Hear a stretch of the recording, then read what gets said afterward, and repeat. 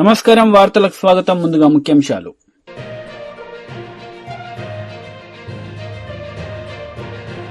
BJP రాష్ట్ర అధ్యక్షుడు ఎన్ Ramachandra Rao media సమావేశం. పలు అంశాలపై వివరణ.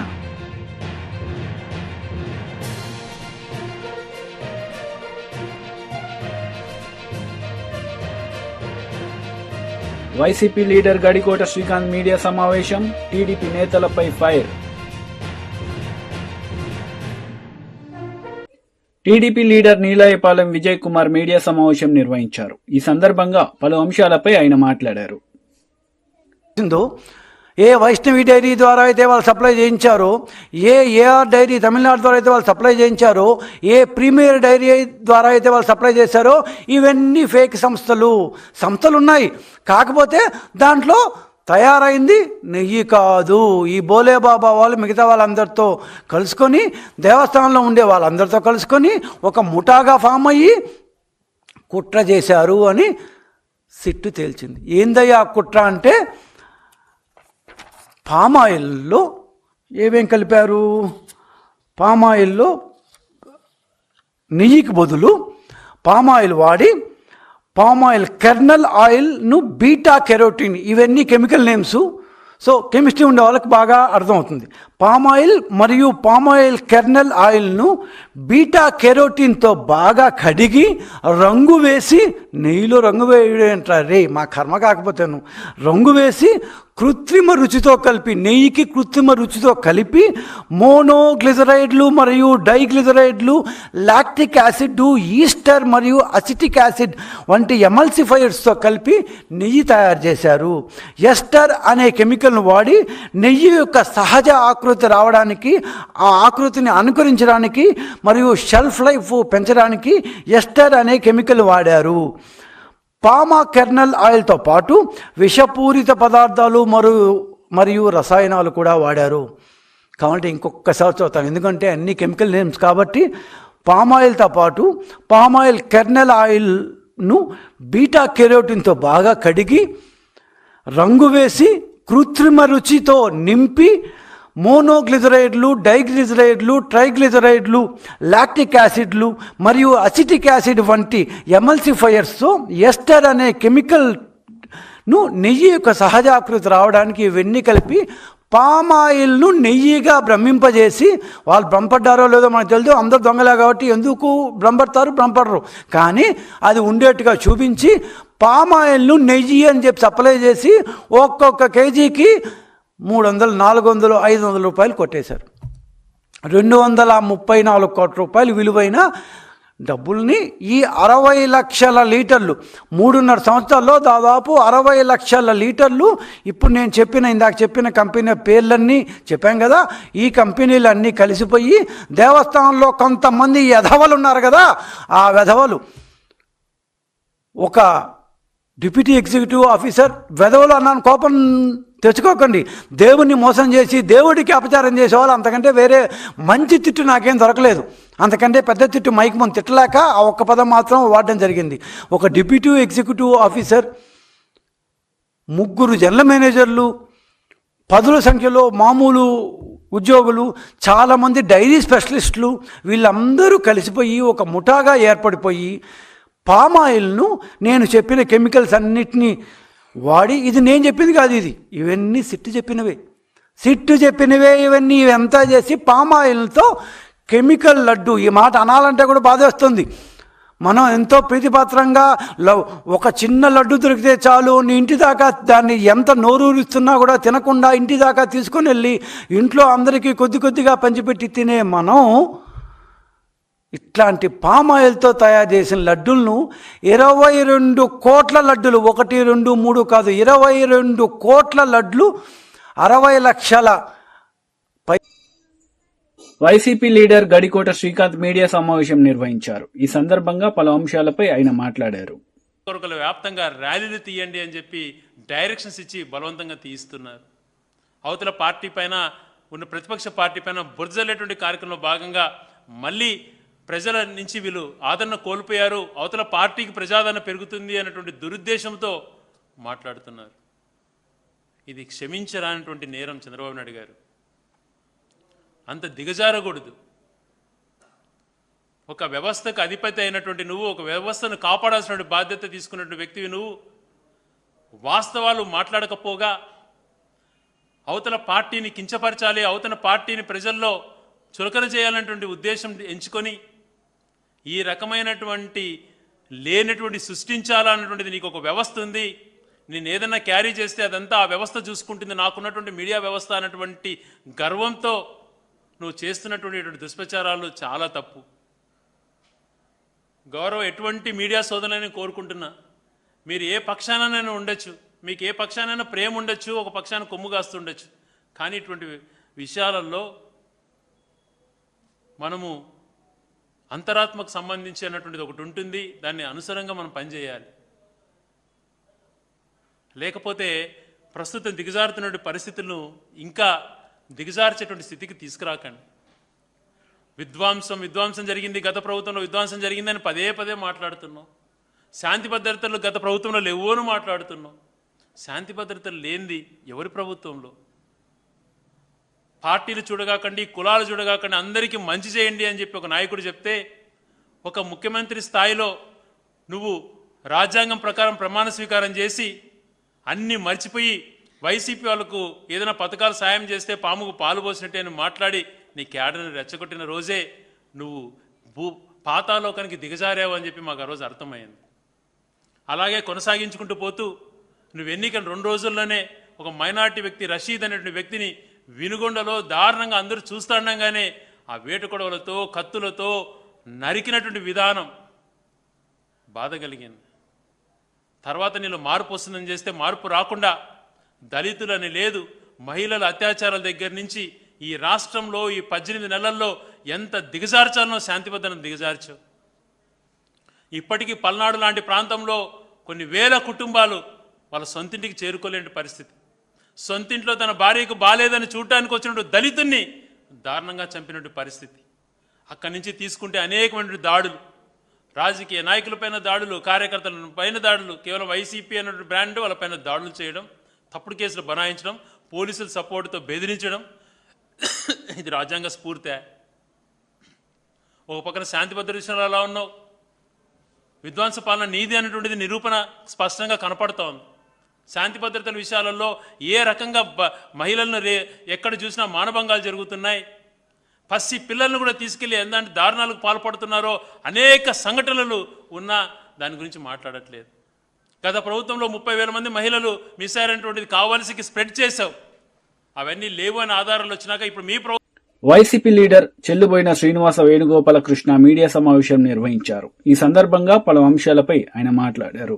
డైరెక్షన్స్ ఇచ్చి బలవంతంగా తీయిస్తున్నారు. అవతల పార్టీ పైన ఉన్న ప్రతిపక్ష పార్టీ పైన బురజలేటువంటి కార్యక్రమంలో భాగంగా మళ్ళీ ప్రజల నుంచి వీళ్ళు ఆదరణ కోల్పోయారు, అవతల పార్టీకి ప్రజాదరణ పెరుగుతుంది అన్నటువంటి దురుద్దేశంతో మాట్లాడుతున్నారు. ఇది క్షమించరానటువంటి నేరం చంద్రబాబు నాయుడు గారు. అంత దిగజారకూడదు. ఒక వ్యవస్థకు అధిపతి అయినటువంటి నువ్వు, ఒక వ్యవస్థను కాపాడాల్సిన బాధ్యత తీసుకున్నటువంటి వ్యక్తివి నువ్వు వాస్తవాలు మాట్లాడకపోగా అవతల పార్టీని కించపరచాలి, అవతల పార్టీని ప్రజల్లో చులకన చేయాలనేటువంటి ఉద్దేశం ఎంచుకొని ఈ రకమైనటువంటి లేనటువంటి సృష్టించాలన్నటువంటిది నీకు ఒక వ్యవస్థ ఉంది, నేను ఏదన్నా క్యారీ చేస్తే అదంతా ఆ వ్యవస్థ చూసుకుంటుంది, నాకున్నటువంటి మీడియా వ్యవస్థ అన్నటువంటి గర్వంతో నువ్వు చేస్తున్నటువంటి దుష్ప్రచారాలు చాలా తప్పు. గౌరవం ఎటువంటి మీడియా సోదరులని కోరుకుంటున్నా, మీరు ఏ పక్షానైనా ఉండొచ్చు, మీకు ఏ పక్షానైనా ప్రేమ ఉండొచ్చు, ఒక పక్షాన్ని కొమ్ము కాస్తుండొచ్చు, కానీ ఇటువంటి విషయాలలో మనము అంతరాత్మకు సంబంధించి అన్నటువంటిది ఒకటి ఉంటుంది, దాన్ని అనుసరంగా మనం పనిచేయాలి. లేకపోతే ప్రస్తుతం దిగజారుతున్న పరిస్థితులను ఇంకా దిగజార్చేటువంటి స్థితికి తీసుకురాకండి. విధ్వంసం జరిగింది, గత ప్రభుత్వంలో విధ్వంసం జరిగిందని పదే పదే మాట్లాడుతున్నాం. శాంతి భద్రతలు గత ప్రభుత్వంలో లేవోను మాట్లాడుతున్నాం. శాంతి భద్రతలు లేనిది ఎవరి ప్రభుత్వంలో? పార్టీలు చూడగాకండి, కులాలు చూడగాకండి, అందరికీ మంచి చేయండి అని చెప్పి ఒక నాయకుడు చెప్తే, ఒక ముఖ్యమంత్రి స్థాయిలో నువ్వు రాజ్యాంగం ప్రకారం ప్రమాణ స్వీకారం చేసి అన్నీ మర్చిపోయి వైసీపీ వాళ్ళకు ఏదైనా పథకాలు సాయం చేస్తే పాముకు పాలు పోసినట్టే అని మాట్లాడి నీ క్యాడర్ని రెచ్చగొట్టిన రోజే నువ్వు పాతాలోకానికి దిగజారావు అని చెప్పి మాకు ఆ రోజు అర్థమైంది.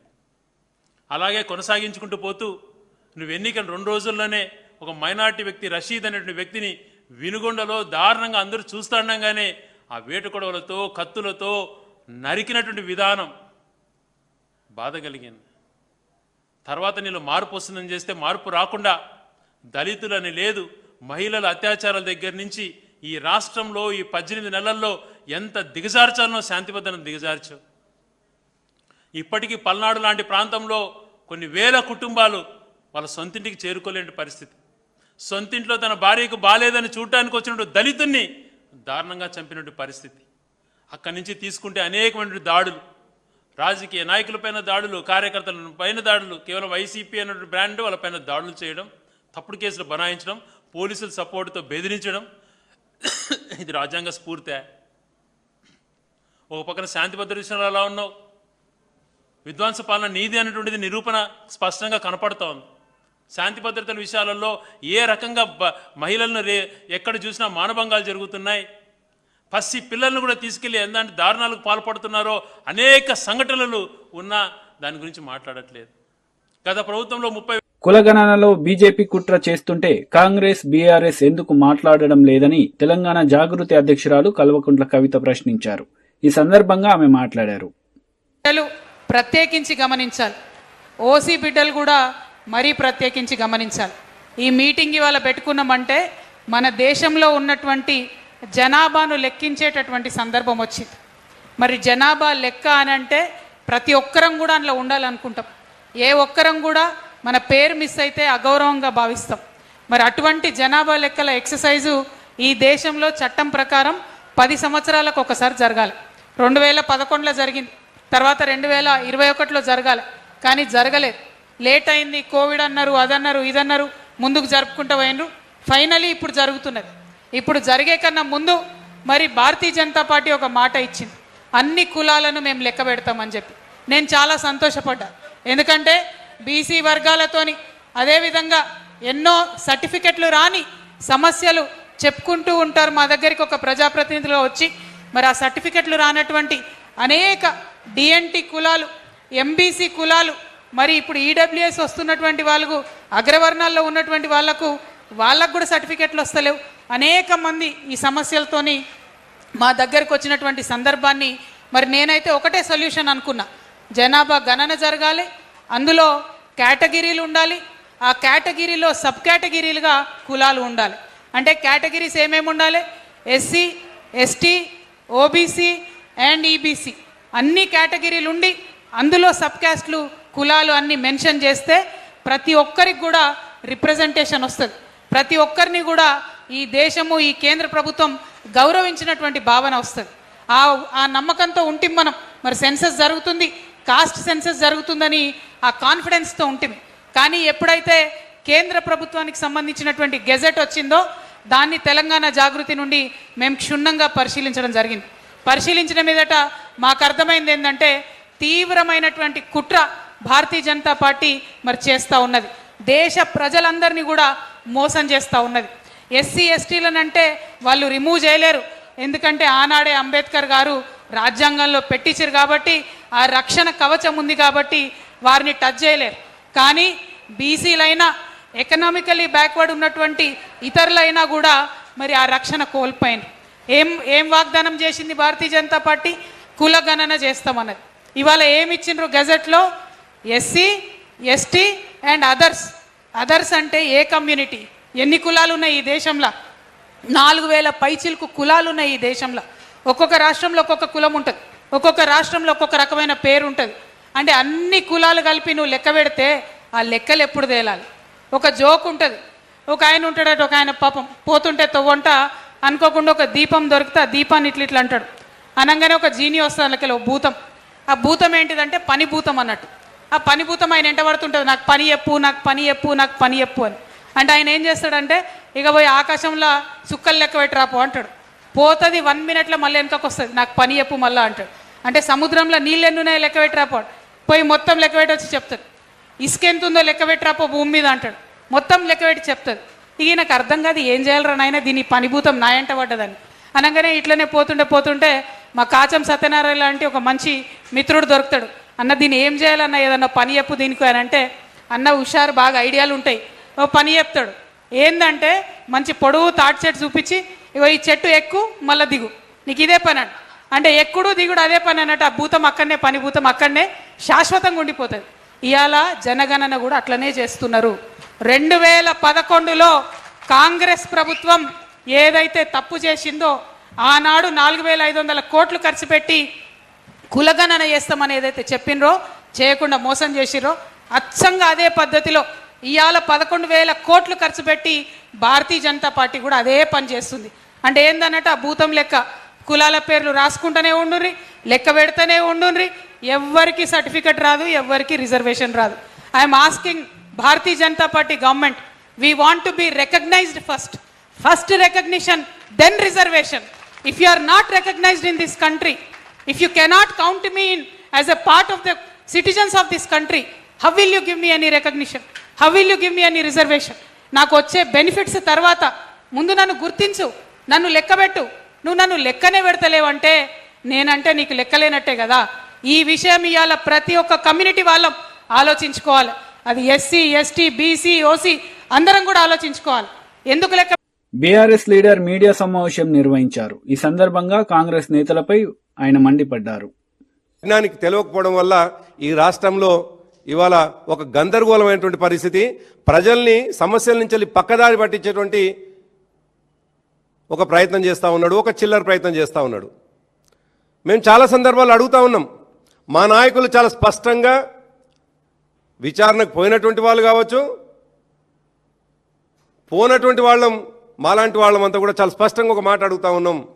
2 సంవత్సరాలుగా మీరు చేస్తున్నటువంటి విచారణ అసలు ఏ దశలో ఉందో కూడా తెలియదు. పంజగుట్ట వేదికగా దాదాపు 350 మంది సాక్షులను విచారిస్తే ఒక్కరూ బయటికి రాలేదు. అదే పంజగుట్ట పోలీస్ స్టేషన్లో నమోదైనటువంటి కేసు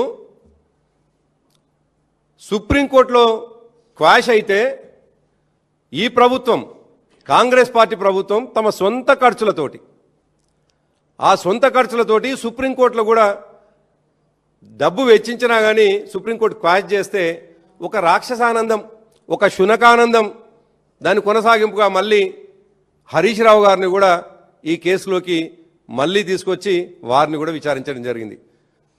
ఒకవైపు మా పార్టీ ప్రెసిడెంట్ గారి మీద అనవసరమైనటువంటి ఒక్కరోజు కాదు, దాదాపు 2023 డిసెంబర్ నెల నుండి మొదలుకొని ఈ రోజు వరకు 24 నెలలుగా ఇష్టం వచ్చిన ఆరోపణలు చేసినా, ఇష్టం వచ్చిన లీకులు చేసినా, ఒక్కదానికి ఆధారం లేకపోయినా మేము నికార్స్గా నిలబడి నిబద్ధతతోటి ఒక ప్రధాన ప్రతిపక్షంగా ప్రజల ముందు నిలబడి ఉంటే తట్టుకోలేక ఒక చిల్లర ప్రయత్నం చేస్తూ ఉన్నారు.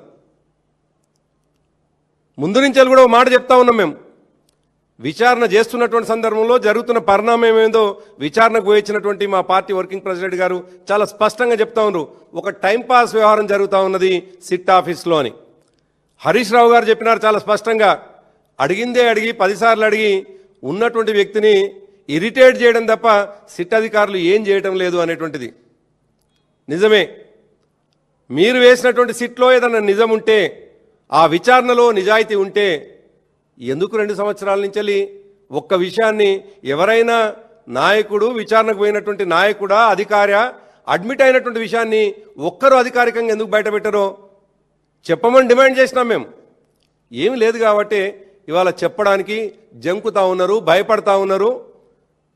సాక్షాత్తు తెలంగాణ తెచ్చినటువంటి, ఇవాళ తెలంగాణ జాతిపితగా ఉన్నటువంటి కేసీఆర్ గారికే సిట్టు నోటీసులు ఇచ్చి ఒక రాక్షసానందం పొందాలని ప్రయత్నం చేస్తూ ఉన్నారు. మేము ఈ వేదిక ద్వారా సూటిగా ఒక మాట చెప్పదలుచుకున్నాం, అడగదలుచుకున్నాం. ఇవాళ సిట్టు విచారణకు రావాలని, హాజరు అవ్వాలని అధికారులు వచ్చి సరిగ్గా 1:15 నందీనగర్లోని కేసీఆర్ గారి ఇంటికి వచ్చి కేసీఆర్ గారి పిఏకు నోటీసులు ఇచ్చినారు. అంతకంటే ముందే కరెక్ట్గా 12 గంటలకు, నేను ఇక్కడ ఇవాళ హైలైట్ చేసినట్టుగా 12 గంటలకే ఏ రకంగా మీడియాకు ఈ వార్త లీక్ అవుతుందో ఇవాళ చెప్పాల్సినటువంటి బాధ్యత ఈ ప్రభుత్వాన్ని, సిట్ అధికారులది. మీకు నిజాయితీ ఉంటే మీరు విచారిస్తున్నటువంటి విచారణ నిజాయితీగానే కొనసాగినట్లయితే 12 గంటలకు మీడియాకి ఎందుకు లీక్ అవుతుంది? 12 గంటలకే ఇది ఎందుకు సర్క్యులేట్ అయింది? 12 గంటలకే పబ్లిక్ డొమైన్లో ఏ రకంగా ఉన్నది? ఎవరైనా విచారణకు హాజరు కావాలని పోలీస్ అధికారి చెప్తే నోటీసులు అందుకున్నటువంటి వ్యక్తి ప్రజలకు చెప్తే కానీ మీడియాకు చెప్తే కానీ తెలవాల్సినటువంటి విషయం, విచారణ రావాలని హాజరు కావాలని నందీనగర్ ఇంటికి చేరుకోక ముందుకే 12 గంటలకే ఏ రకంగా ఇవాళ మీడియాకు చేరింది, పబ్లిక్ డొమైన్లో ఉందో ఇవాళ సమాధానం చెప్పాలి. దీంట్లోనే కనిపిస్తూ ఉంది వీళ్ళ నిజాయితీ, దీంట్లోనే కనిపిస్తూ ఉంది వాళ్ళ కుట్ర, దీంట్లోనే కనిపిస్తూ ఉంది వాళ్ళ యొక్క అభద్రత. ఏమీ లేదు అనేటువంటి విషయం చాలా స్పష్టంగా అర్థమైన తర్వాత ఏదో ఒక రకంగా బురదజల అనేటువంటి ఒక కుట్ర చాలా స్పష్టంగా కనిపిస్తూ ఉంది. ఆకాశం ఎత్తైనటువంటి కేసీఆర్ గారికి నోటీసులు ఇచ్చి తద్వారా బీజేపీ రాష్ట్ర అధ్యక్షుడు ఎన్ రామచంద్రరావు మీడియా సమావేశం నిర్వహించారు. ఈ సందర్భంగా పలు అంశాలపై ఆయన మాట్లాడారు. మాట్లాడిన కొన్ని అంశాలు మనం ఒకసారి చూస్తే మనకు ఒక ప్యాటర్న్ అర్థమవుతుంది. రెండు పార్టీలకు సంబంధించినటువంటి ఒక వాళ్ళ ఆలోచన విధానాలు, మనకు వాళ్ళు తీసుకున్నటువంటి ఒక నిర్ణయాలు, విధి విధానాలు మనకు అర్థమవుతుంది. గతంలో బీఆర్ఎస్ పార్టీ ఉన్నప్పుడు ఈ గొర్రెల పంపకాల్లో చాలా వరకు ఒక స్కామ్ జరిగిందని చెప్పి చాలా వరకు మనం చూసాము. అది కాంగ్రెస్ పార్టీ వచ్చిన తర్వాత కూడా అది కొనసాగుతుంది, దాని మీద ఎంక్వైరీ లేదు, వాళ్ళు కొనసాగిస్తూ ఉన్నారు. కాంగ్రెస్ పార్టీ రాకముందు బీఆర్ఎస్ పార్టీ సింగరేణి ద్వారా ఆ నైనీ కోర్ బ్లాక్లో ఉన్నటువంటి ఒక ఏదైతే వాళ్ళు కాంట్రాక్ట్ తీసుకున్నారో సేమ్ మళ్ళీ అదే కాంగ్రెస్ పార్టీ కూడా కొనసాగిస్తున్న విషయాన్ని మనం చూస్తూ ఉన్నాం. ఎక్కడ కూడా మార్పు లేదు. కాకపోతే అయితే కాంట్రాక్టర్లు మారుతూ ఉన్నారు, ఇక మంత్రివర్గాలు మారుతూ ఉన్నాయి, దాంట్లో వచ్చే కిక్ బ్యాక్స్, వచ్చే కమిషన్లు పెరుగుతూ ఉన్నాయి. ఇది ఒకవైపు అయితే మళ్ళీ ఫోన్ ట్యాపింగ్ అన్నారు. ఫోన్ ట్యాపింగ్లో ఇంతవరకు 2 సంవత్సరాలు అయిపోయింది. ఆ ఫోన్ ట్యాపింగ్లో నోటీసులు తప్ప ఎంత యాక్షన్ లేదు. ఏం చేస్తున్నారు? నోటీసులు ఇస్తూనే ఉన్నారు, పబ్లిసిటీ వస్తున్నది, ఏదో మాట్లాడతాం, చేస్తారు, పోతారు. ఇద్దరు దోస్తులు కాబట్టి ఏదో చేస్తున్నారు, అంతా కొనసాగుతున్నది విషయాలు చెప్తా ఉన్నాను. నిన్న లిక్కర్ పాలసీ మీద చెప్పారు. లిక్కర్ పాలసీ మీద అయ్యో బాబు మేమేమీ ఎవరికి ఇవ్వలేదు, మీకు ఎట్లా తెలిసింది? మీరు పెట్టిన బ్రీవింగ్ ఆ రూల్స్ ఆ రెగ్యులేషన్స్ మేము అదే కంటిన్యూ చేస్తున్నాం, మేము ఎక్కడ కొత్త వాళ్ళకి ఇవ్వలేదు, మీరు ఇచ్చినవే మీ అదే జియోలు అదే పాలసీలు మేము ముందుకు తీసుకోబోతుందని చెప్పారు. ఈ రకమైనటువంటి ఈ 2 ప్రభుత్వాలు కూడా, గతంలో ఉన్న బీఆర్ఎస్ ప్రభుత్వం, ఇప్పుడు ఉన్నటువంటి కాంగ్రెస్ ప్రభుత్వం, నేను తెలంగాణ ప్రజలను అడుగుతా ఉన్నాను, మీరు గమనిస్తున్నారా వీళ్ళిద్దరి యొక్క మా సమానత్వం? వారిద్దరూ ఒకే రకంగా పోతూ ఉన్నారు. ఈయన ధరణి పెట్టారు, వీళ్ళు భూభారతి పెట్టారు. దాంట్లో స్కాము, దీంట్లో స్కాము. అసలు 2 సంవత్సరాల క్రితం రేవంత్ రెడ్డి గారు ముఖ్యమంత్రి అయినప్పుడు ఒక మాట అన్నాడు, మేము రాగానే 100 రోజుల్లోనే ఇవన్నీ బయటికి తీస్తాం, తవ్వుతాం, కేసీఆర్ గారికి మేము జైల్లో ఒక డబుల్ బెడ్రూమ్ కట్టిస్తాం, ఇప్పుడు కట్టండి ఇందిరమ్మ ఇల్లు. ఆ డబుల్ బెడ్రూమ్ మీద కాదు కదా స్కీము, ఇందిరమ్మ ఇల్లు కట్టండి. నోటీసులు ఇవ్వగానే ఇందిరమ్మ ఇల్లు అయితే అండి ఎట్లా? వీళ్ళు 2 పార్టీలు కూడా ఏ విధంగా తెలంగాణ ప్రజలతో ఆడుకుంటున్నారు? They are fooling Telangana people. ఈ రకమైనటువంటి ఒక పాలసీస్ ఏతున్నాయో గత బీఆర్ఎస్ ప్రభుత్వము, ఈ ప్రభుత్వము వాళ్ళు చెప్తా ఉన్నారు, ఒక 10 ఏళ్లలో 5 లక్షల కోట్లు అప్పు చేస్తే వీళ్ళు 2 ఏళ్లలో 2 లక్షల కోట్లు అప్పు చేశారని వాళ్ళు చెప్తున్నారు. వీళ్ళు మాకు అప్పులు వాళ్ళు ఏం ఉంచలేదు కాబట్టి మేము అప్పులు చేయాల్సి వచ్చిందని వీళ్ళు అంటారు. నేను ఒకటే అడుగుతా ఉన్నాను, మీ సిట్టులు పిట్టులు, ఈ సిట్టులో ఎప్పుడు సిట్టింగ్ ఉంటుంది, దాని స్టాండింగ్ ఉండదు, పని ఉండదు వాళ్ళకు. కాబట్టి ఈ సిట్ పనికి రాదు. మీరు కాళేశ్వరంలో కూడా మొత్తం ఇయ్యలే, సిబిఐకు ఏదో ఒక భాగం ఇచ్చేసి చూడమని చెప్పేసి చేతులు దులుపుకుంటున్నారు. మీ గురువుగారిని రక్షించుకోవాలి కదా. రేవంత్ రెడ్డి గారు ఆ మధ్య నోటుకు ఓటు కేసులో ఇరుక్కున్నారు. ఈ నోటుకు ఓటు కేసు ఏమైంది అడుగుతా ఉన్నాను నేను. అంటే ఇప్పుడు బీఆర్ఎస్ ప్రభుత్వం ఈయన కాపాడింది కాబట్టి ఈయన కాపాడినందుకు ఇప్పుడు ఆయన కాపాడుతున్నాడు. ఇది స్పష్టంగా ఉన్నది. క్విట్ ప్రో క్యో, ఇది అసలు వాళ్ళ ఇద్దరి మధ్య క్విట్ ప్రో క్యో. ఇవన్నీ తెలంగాణ వచ్చిన తర్వాత బీఆర్ఎస్ ప్రభుత్వం, అదాపు టీఆర్ఎస్ పేరుండే, ఆ ప్రభుత్వ నిర్ణయాలు, ఆ ప్రభుత్వం చేసినటువంటి తప్పిదాలు, ఆ ప్రభుత్వంలో వచ్చినటువంటి ఎలిగేషన్స్ ఇప్పుడు కూడా కాంగ్రెస్ సమయంలో అది కొనసాగుతున్నాయి. అదే పాలసీ నేను చెప్పాను కాదు, వాళ్ళే చెప్తున్నారు. మీ పాలసీని అమలుపరుస్తున్నాం అని చెప్పేసి మీరు ఇచ్చిన కాంట్రాక్ట్ ఏమి ఇస్తున్నాం, కాంట్రాక్టర్స్ సేమే, వీళ్ళ ఒక ఉద్దేశం కూడా ఒకటే. అందుకే భారతీయ జనతా పార్టీ డిమాండ్ చేస్తూ ఉంది. గత 12 సంవత్సరాలు అంటే 2014 నుంచి ఏ రోజైతే బీఆర్ఎస్ ప్రభుత్వం వచ్చిందో తెలంగాణ రాగానే అప్పటి నుంచి ఇప్పటిదాకా అప్పటి ప్రభుత్వ నిర్ణయాలు, ఇప్పుడు ప్రభుత్వ నిర్ణయాల ఈ యొక్క పాలసీస్ మీద, నిర్ణయాల మీద, నేను చెప్పినటువంటి అంశాలన్నిటి మీద కూడా, అది కోల్ కావచ్చు, సింగరేణి కావచ్చు, ఇటు గొర్రెల పంపకాలు కావచ్చు, కాంట్రాక్టర్స్ విషయం కావచ్చు, కాళేశ్వరం కావచ్చు, వీటన్నిటి మీద ఈ అన్నిటి మీద రివ్యూ చేయాల్సిన అవసరం ఉంది. దీనికోసం ఒక జ్యుడిషియల్ ఎంక్వైరీ సిట్టింగ్ జడ్జితోని ఈ రెండు ప్రభుత్వాలు తీసుకున్న నిర్ణయాల మీద ప్రోబ్ చేయాల్సిన అవసరం ఉంది, దర్యాప్తు చేయాల్సిన అవసరం ఉంది. ఈ దర్యాప్తు కూడా హైకోర్టు సిట్టింగ్ జడ్జి యొక్క పర్యవేక్షణలో జరగాలి, జ్యుడిషియల్ ఎంక్వైరీ కూడా జరగాలని చెప్పేసి కూడా భారతీయ జనతా పార్టీ డిమాండ్ చేస్తూ ఉంది. ఈరోజు మున్సిపల్ ఎలక్షన్స్ వస్తున్నాయి. ఈ మున్సిపల్ ఎలక్షన్స్ సందర్భంగా ఒకరు బీజేపీ లేనేలేదు అంటారు, ఒకరు బీజేపీ మత పార్టీ అని ఒకరు అంటారు. మళ్ళీ లేనేలేని మా గురించి ఎందుకు మాట్లాడుతున్నారు? మమ్మల్ని లేకుండా చేయాలని చెప్పి ఒకరు నోటీస్ ఇప్పించుకొని మీడియాలో రావాలంతే, ఇక బీజేపీ కనబడొద్దని. ఇది వాళ్ళ ప్లాను.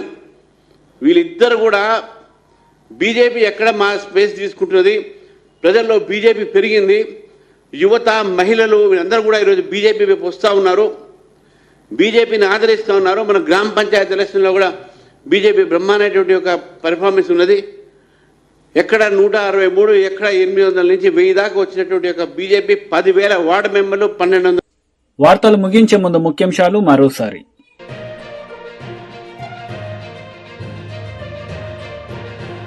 బీజేపీ రాష్ట్ర అధ్యక్షుడు ఎన్ రామచంద్రరావు మీడియా సమావేశం, పలు అంశాలపై వివరణ.